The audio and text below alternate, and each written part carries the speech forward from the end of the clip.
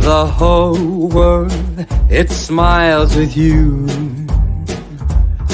When you're laughing, babe, when you're laughing, well, the sun comes shining through. But when you're crying, you know you bring on the rain. Stop that sighing, be happy again, keep on smiling, 'cause when you're smiling, the whole world smiles with you. Let's go for it.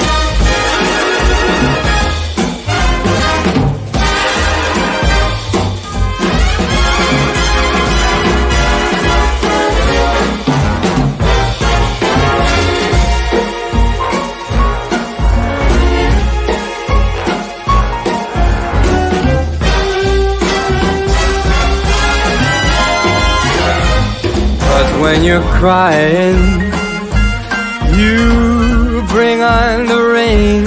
Stop that sighing, be happy again, keep on smiling, 'cause when you're smiling, the whole world smiles with you. When you're smiling, when you're smiling, keep on smiling. The whole world smiles with you. When you're laughing, keep on smiling now. when you're laughing, you'll get through somehow. The sun comes shining through. When I'm with you. But when you're crying, you know you bring on the rain. Stop that sighing, come on, be happy again, keep smiling. When you're smiling, baby, the whole world, it smiles with you. The whole world, it smiles with you.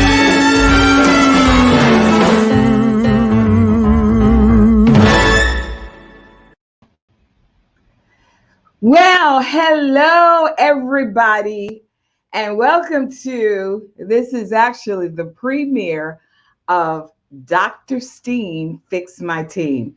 Now, I know that some of you may be, at your lunch hour, but I hope that you'll join either now and you can spread the word. Those of you who are joining us live on YouTube, be sure and subscribe so that you'll know when we're coming live. Now, we've got a very, very special broadcast on today, and I've got a special guest. But before my special guest joins me, and we're going to just have a conversation today, but we're talking about a trend that every leader will need to be about in the future. There is a lot going on in our world. Even now, as we speak, we're waiting for counts and recounts, and there's all kind of first-time things happening in our nation like we've never seen before. And as change is happening on the outside, change has to happen on the inside of our organizations. Was it Jack Welch? He said it best: when change on the outside exceeds change on the inside, the end is near. So the point is that whether we like it or not, change is here. And so leadership is having to pivot, tap dance in some cases, as you, however you want to coin the phrase. But leadership now is really charged with making some differences. And I wanted to talk about a trend that I believe is going to be extremely important, regardless to whatever political affiliation you have, whatever opinions you might have, whatever philosophies you might have. I want to reiterate, I want to inspire and encourage you today that leadership of now, both present and coming in the future, leadership is now going to be charged with celebrating the differences. Now, I know that there's all kinds of words, and I'm not talking and making a case for diversity, inclusion. Let's just put those words aside. I want to talk about leadership technique that will build teams that will get through all of what we're having to navigate through. And if you, as a leader, cannot begin to embrace how do I build a team that knows how to embrace and celebrate differences. Now, why is that important? You ask me, why, Dr. Steen, am I going to need to be a leader that knows how to embrace and celebrate differences? Well, one, because your team is not going to be monolithic. Your team is not going to have the same persuasions politically. They're going to have different personalities, which we're going to talk about. They're going to have differences in their emotional intelligence. They're going to have differences in their experiences. They are going to be different. Now, you say, well, we've been doing that. Well, I'm saying in the spirit of Jim Collins' book, which I also want to mention, I believe it's one of the most brilliant business books of all time, Going from Good to Great. And he said some things that were based on data. So you want to make this scientific. This was not based on opinion. It was based on 50,000 companies that were surveyed over years.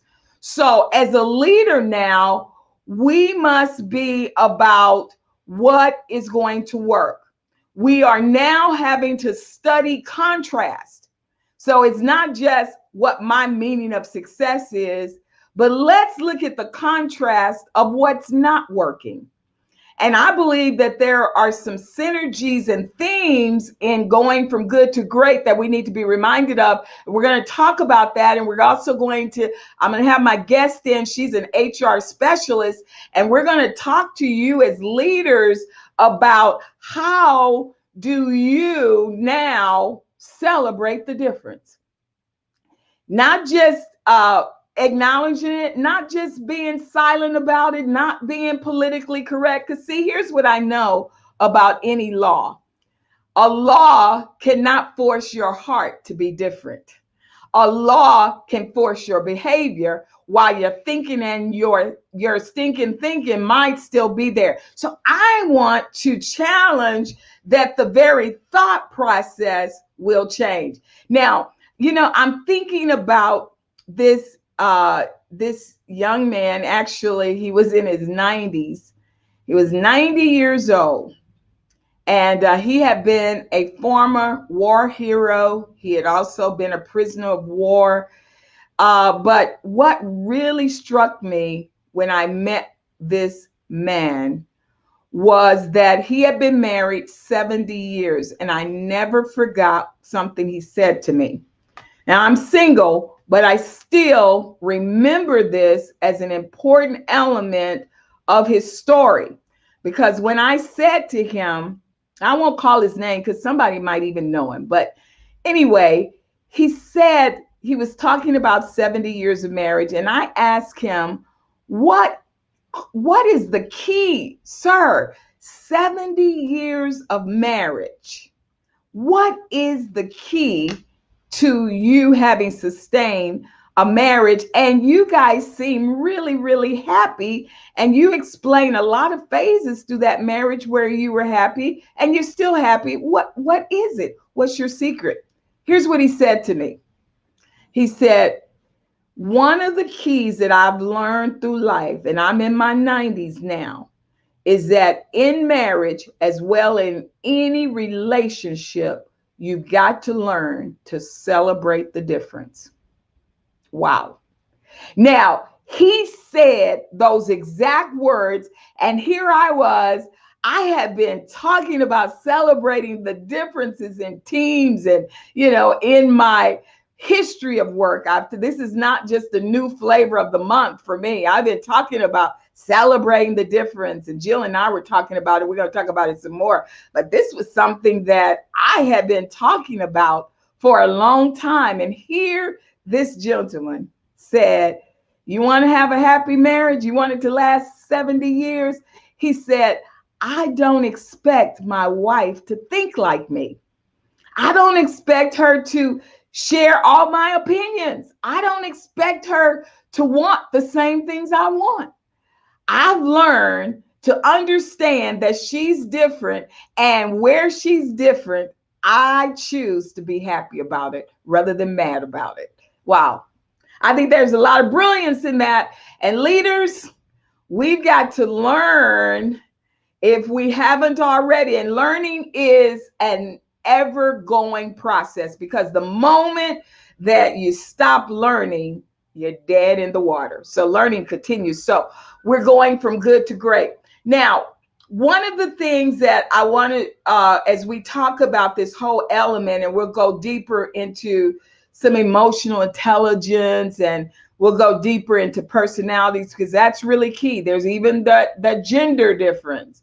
And of course, there are cultural differences, but we're gonna mainly talk about some personality difference. And you can join me every Friday here at 12 noon. Spread the word, and we will pick topics. We'll have guests, and we'll even do some live coaching for people that are having perhaps some challenges in their team. So you'll want to join us and spread the word, and go ahead and subscribe on YouTube, or make sure you're on my LinkedIn page and also the Facebook business page. So let's go back to this going from good to great. Again, I think it's a pivotal moment of research that still has relevance. 50,000 companies. Jim Collins and his research team, they started to ask, when you look at a company that's good, what are the measurable things that they're doing? They're good, but what did they do to go from good to great? I've heard it said best this way: the enemy of great is good. So let's say that even through this pandemic, things are good. Yeah, everybody's pivoting. There's all kinds of challenges. But as we look into the future, 2021 upon us, and you're making plans, how do you go from good to great? Well, remember this. Jim Collins said that one of the things that research, it was measurably different. It was a contrast that could not be ignored. Was this: a great company was led by a leader who had humility. And they had, you can look into the depths if you want to go deeper into the research, but he told us what that humility looked like. They had a determination, but they had personal humility. Now, regardless to the personality type, there is a choice of humility.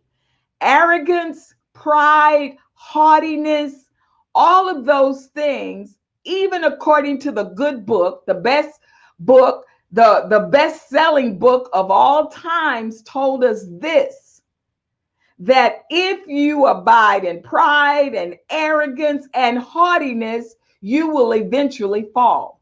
And here's research that came from Jim Collins that said, we found that of those 50,000 companies we researched, the ones who were going to greatness were not led by arrogance.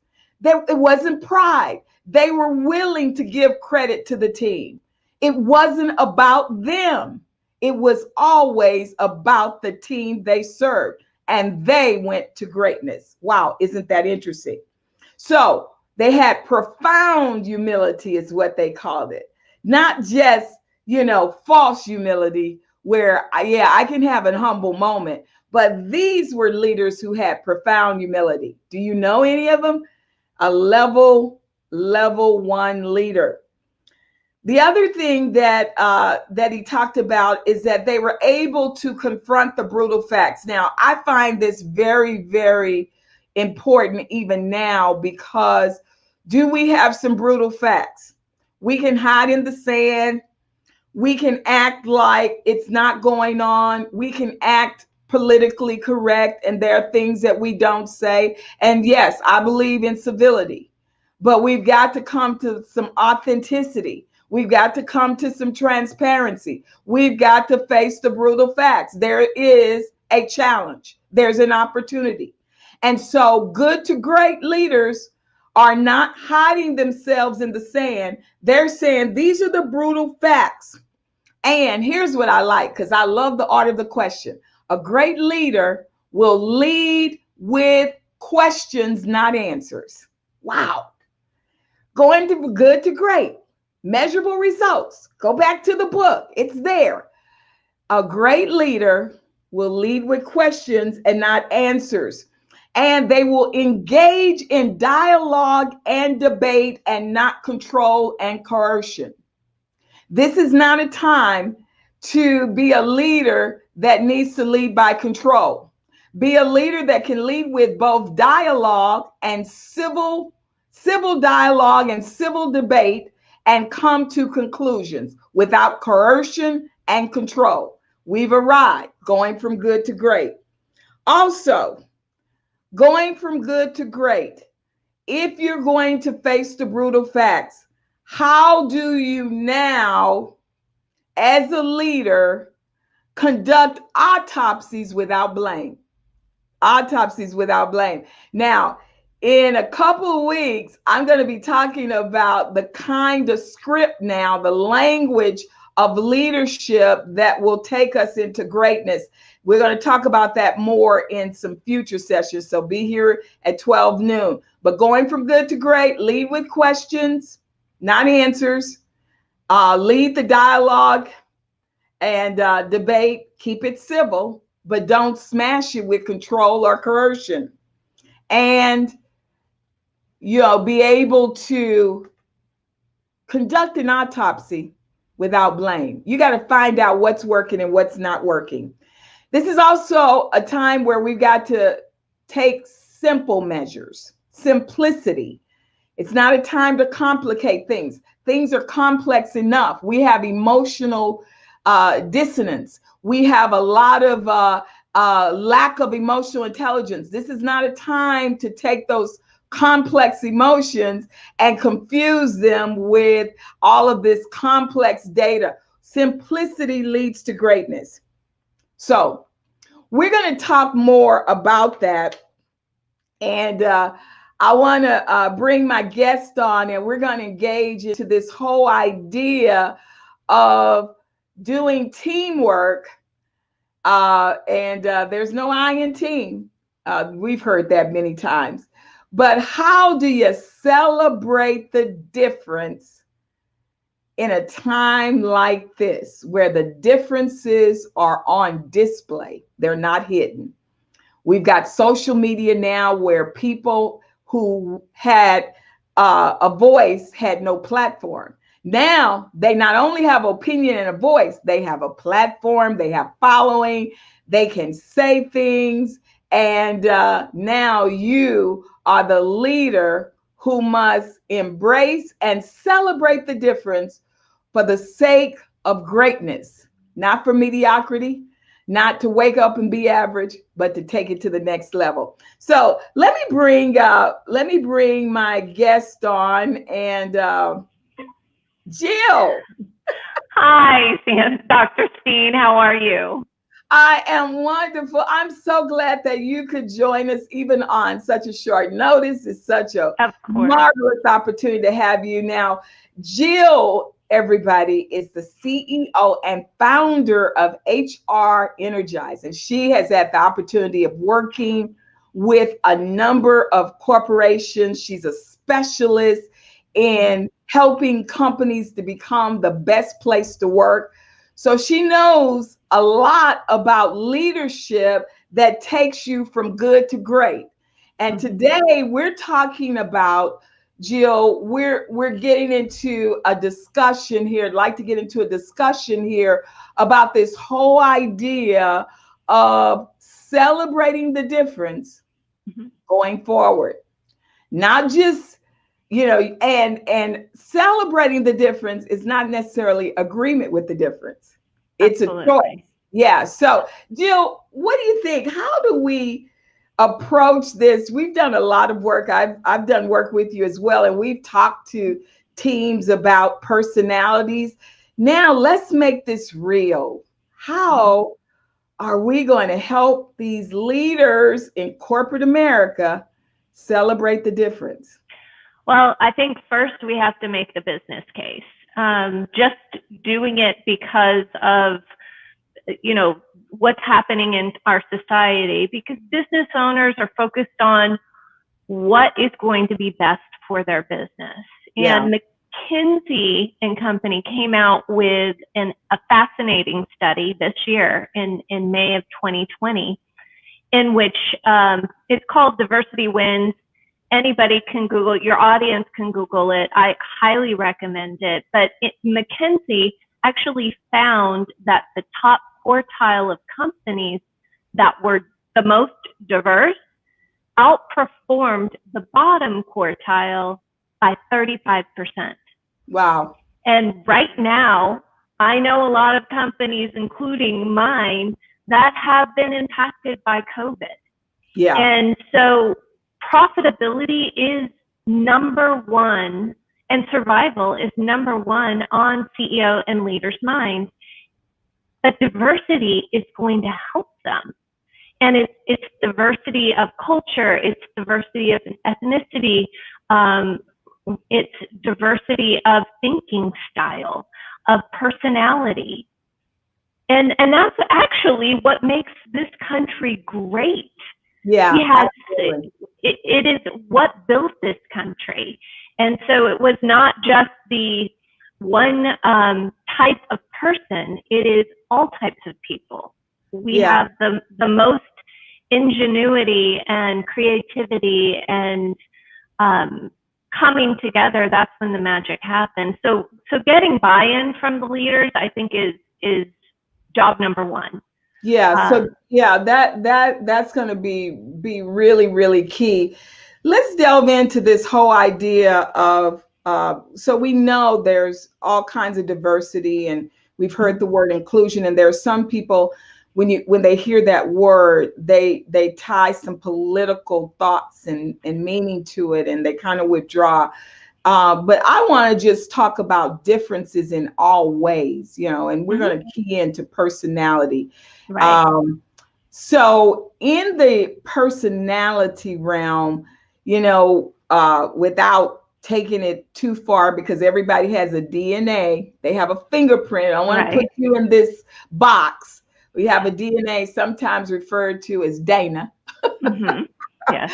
So that Dana is a fingerprint, and it has come to life through your experiences, through your childhood, but you also have some wiring in your personality.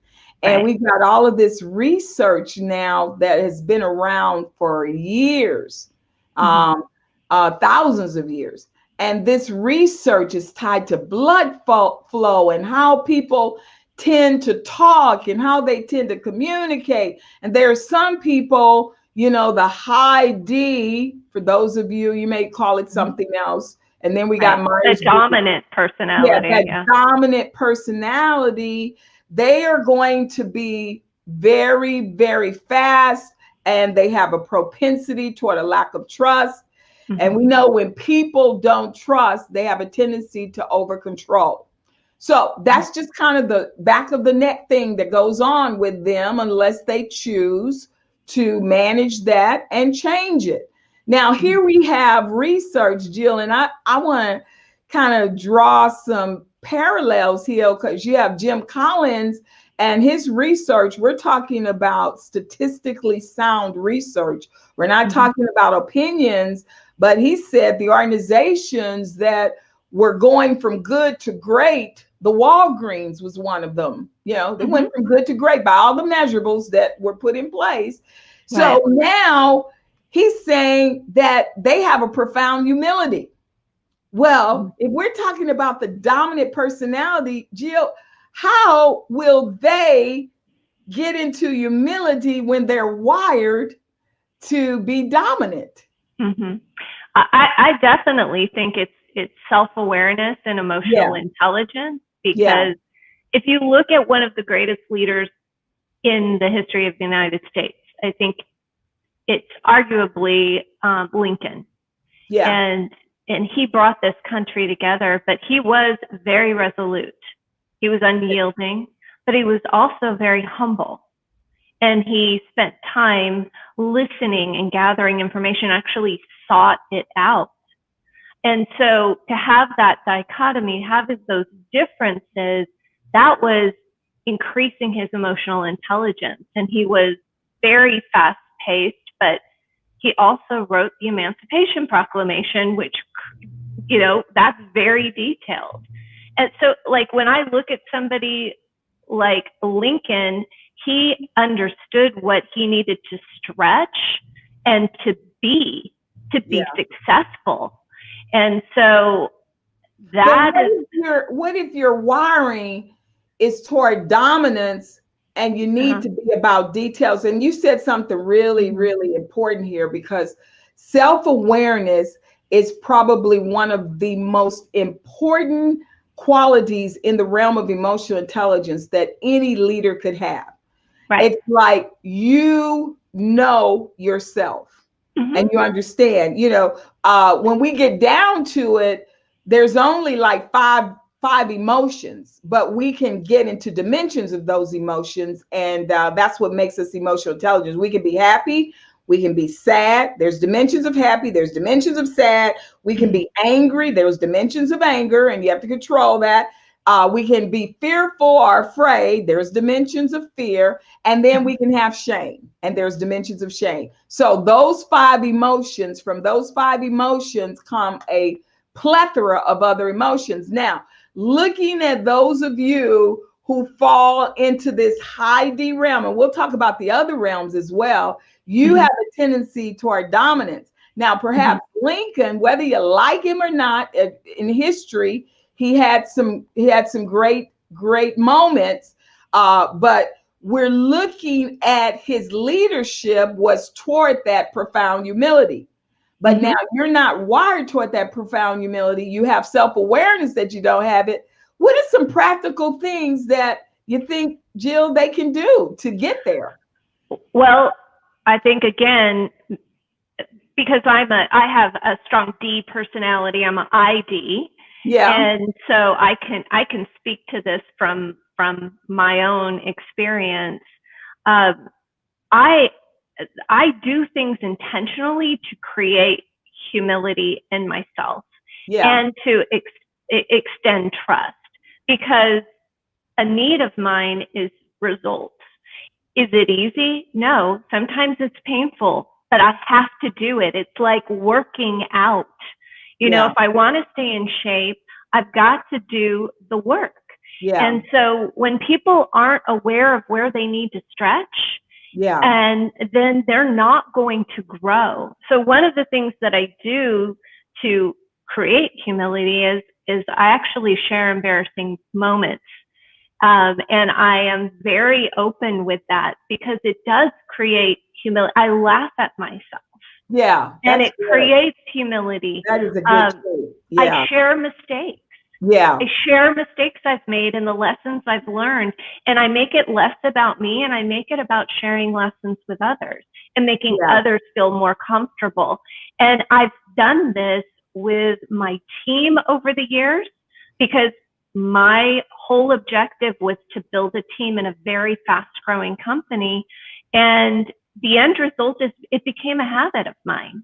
Yeah. And it started becoming easier and easier. And so I grew that muscle, and you know, details are not my favorite thing to do. And so I have to use tactics, and I have to build that muscle, and I'll hire people actually Yeah, to do and the that's, details.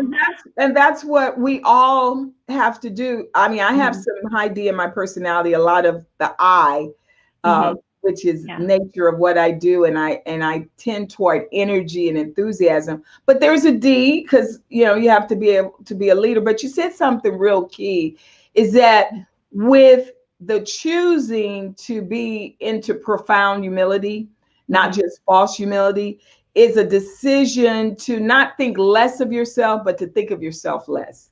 And so, Exactly. yeah, Exactly. when you start to think about other people, I make it a point to brag on other people.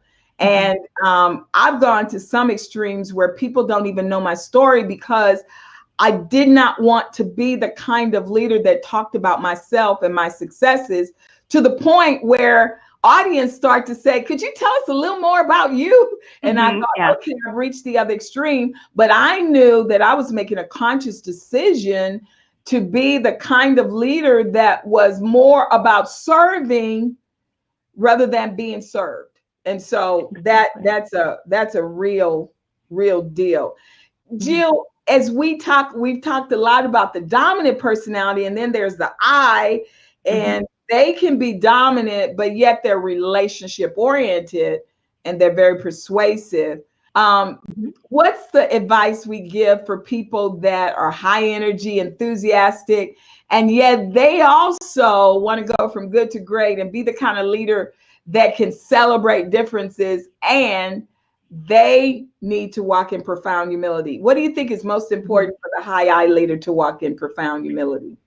I definitely think it is to stop and listen and mine for other people to participate in meetings. I tend to see I's and D's take over meetings. Yeah, And it's not that the people that are, less energetic, less enthusiastic, don't have something important to say. They just they can't get a word in edgewise. yeah, So not to dominate the conversation, not to dominate the meeting, but to actually say, hey, John, so what do you think about this? And that could yeah, be somebody who's super reserved, and it may take them a minute to think through. But most of the time when people are patient to listen to somebody come up with something, especially if they're reserved, it's more than likely going to be profound and information that they need to hear. So yeah, mine for those ideas, those thoughts, the feedback from your less vivacious, energetic team members, yeah, your less dominant team members, because they're the ones that are probably going to have some of the most, creative, winning ideas for the organization. yes, yes. So it's a confirming thought to lead with questions rather than with answers. And so the dominant, if you're dominant, you're celebrating the difference is that everybody's not dominant like you. They're not wired to be like that, but they do have thoughts and they have profound thoughts. If you'll just employ some patience and ask a question rather than giving your opinion or thought. I like to say it like this, Jill, that people do not argue with their own data. They argue with your data. And Yeah. so you just take the moment to find out what's your data. What is it that's driving you? And if you'll lead with questions rather than answer, then you won't get into coercion and control, which during this time, everybody's got an opinion. That's the golden calf, and they got a platform. Many of them have many more followers than both of us combined. Yeah. And people are listening to one another, and you can't be the leader now that says, we it has to be my way or the highway. Mm-hmm. uh, Yeah. as the young people would say, miss me with that kind of leadership. Yeah. It's not going to work in this kind of season that we're in. Absolutely. I think that we are, one of the most overused words in 2020. is unprecedented. So I'm not going to use that word. I'm like, I can't It's do either that anymore. unprecedented or pivoting is pretty overused. Yeah, I just, oh my gosh. But I would say now more than ever, companies need to embrace their corporate values. They have to be real. Yeah, Because right now you're going to have people with political discourse and different opinions. And so making sure that you say, you know what, we're going to be respectful because that is our corporate value. Yeah, that's good. You know, not Yeah, saying, hey, we're going to take a political stance, but that we respect all people in our organization. that is huge. Yeah, that is, Absolutely. yeah, that's Absolutely. huge. It's kind of, I'm glad you brought that up because, you know, Jim Collins also talks about knowing the why, the companies that go from good to great, and the companies that are going to get past this pandemic and some of the issues that are coming with this, they've got to know their why. And you so brilliantly stated it, is that now you've got to be core driven. It's not just posters on the wall. Mm-hmm. It's not just memorized. This is how we live, people. And having such a connection with that and understanding it. Now, we've got two more personalities before we wrap this up, and any questions that might come in. But Jill, we've got two more personalities. We've covered the two dominants, the high D, the high I. You might call them orange. They call colors. We call them electricity and music. They have different names, but it's the same blood type, right? Yes. So now we've got that high S, which we have heard statistically, that's a huge part of the population. And they're even keel, and they can be resistant to change, you know, not to put them in the box. Remember, you got Dana that defines you, but just kind of giving you some of the big common threads. So we got the high S, and then we got the C that's highly analytical, asking the questions. Yes. What do they need to be about in celebrating the difference? Because they might have more of a propensity to lead with profound humility, or it may look like humility when it's not. What would you say to them? Absolutely. That I would say, because I have a high S and a high C, thank God, on my team, because I need that. And I've worked for them for years. And so we really help each other create some amazing stuff. But I would say for the high S, that is, don't filter the world thinking that you're going to offend, because more than likely people want you to be more forthright. They want you to be more direct.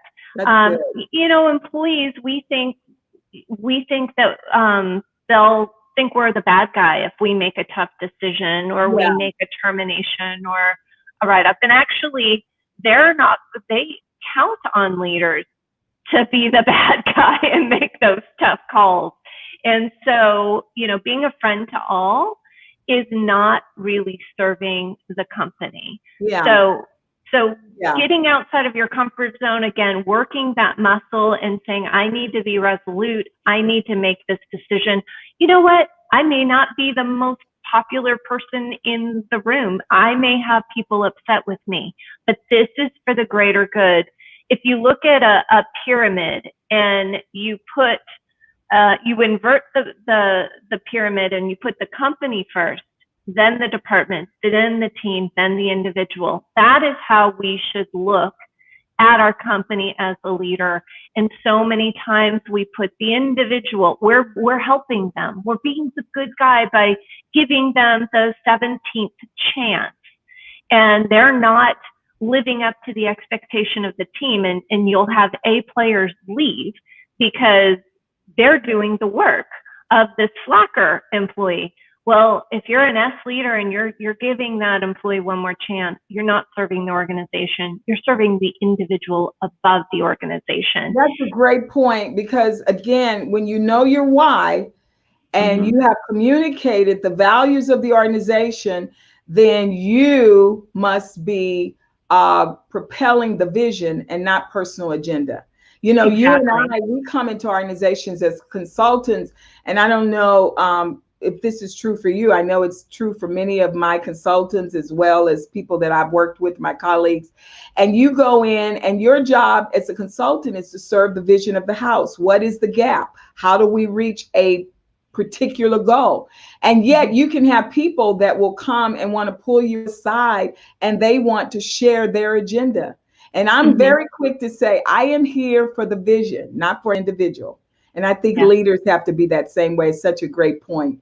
Wow. Yeah. Well, our time has gone so fast. Well, Okay. I hope We when have to uh, see. so I hope, since this is every Friday, that you will join us on whatever your schedule allows, and we can pick up different corporate topics, all centered toward helping leaders become better leaders. I thank you so much. Again, this is Jill Koob, y'all, and her company is HR Energize, and she works Energize specifically, HR. Yes. I mean, Energize HR, excuse me. And she does an amazing job becoming one of the best places to work. If that's your goal, you know, it's a real good idea to talk to someone like Jill. This has been amazing, and I just want to encourage our leaders that even during this time, you can celebrate the difference as you are being celebrated, because once a team wins, there's going to be a recognition for the leader. So just keep doing what you do to serve the vision and to serve individuals, people. And I'll tell you, it's going to be amazing. Well, next time we're going to be talking more about emotional intelligence. We're going to be talking about how to do an effective coaching session. We're going to talk about millennials and leadership. So we've got some great topics. So again, subscribe and help us spread the word. And hopefully even one of you can join me as we talk about Dr. Steen Fix My Team. We're here. And this is Dr. Sandra Steen, your breakthrough strategist, coming to you today to celebrate the fact that it's going to be epic. Results await for you. Thank you so much. Thank you, Jill. You guys Thank have a you. wonderful weekend and make it great. Remember, the enemy of great is good. I know you're good, but let's make it great. Even in this nation, we are going to win, guys. We will win. We will win. We just got to keep working at it, keep processing. Thank you so much. Until the next time. Bye. Bye-bye.